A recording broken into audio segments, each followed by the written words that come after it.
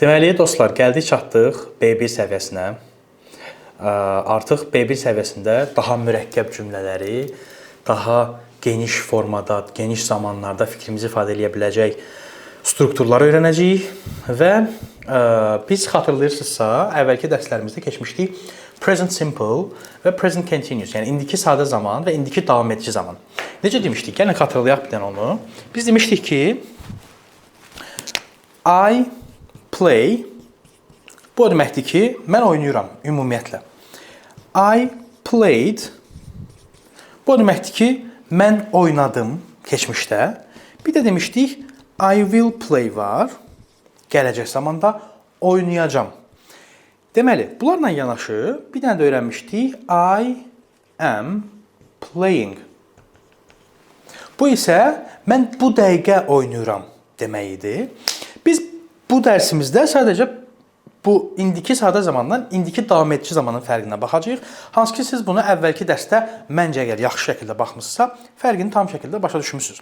Bunun əsas fərqi ondan ibarətdir ki, biri ümumiyyətlə baş verən hərəkətləri gündəlik rutin ola bilər, ya da həftədə 2-3 dəfə, 5 dəfə, 10 dəfə elədiyimiz şeylər ola bilər, ya da hansısa elmi sübutunu tapmış hadisələr ola bilər, ya da hansısa ümumiyyətlə elmi hadisə, məsələn, günəşin çıxması, deyirsə ki, günəş çıxır hər gün saat 5-də, saat 7-də hər gün günəş batır. Bu da zaten hər gün olunan rutin bir hadisə olduğuna görə, bu da present simple-da deyilir. Present continuous isə indiki davam edici zamanı isə həmin an, danışdığımız an baş verən şeylərdir. Və biz qabağımızdakı insana sual verəndə də ki, məsələn, bu dəqiqə nə edirsən, bax onda da present continuous da verir. Yəni indiki davam edici zamanda o sual veririk ki, hal-hazırda nə edirsən və o da indiki davam edici zamanda cavab verir. Zamanları sual-cavabda, yəni kimləsə dialoqda heç qəti şəkildə qarışdırmaq mümkün deyil. Niyə? Çünki sizə sual verəndə zaten həmin zamanda verir. Məsələn, deyir ki, dünən neynədin? What did you do yesterday deyir. Siz bilirsiniz ki, bu keçmişdə sual verdi mənə. Mən də keçmişdə cavab verməliyəm. Gələcəkdə sual versə, gələcəkdə cavab verməliyəm. Yəni, elə bir şey yoxdur ki, mənə gələcəkdə sual versin, mən ona keçmişdə cavab verim. Belə bir şey mümkün deyil. Ona görə kimlənsə söhbət edirsinizsə, siz onun verdiyi sualdan avtomatik başa düşürsünüz ki, siz ona hansı zamanda cavab verməlisiniz.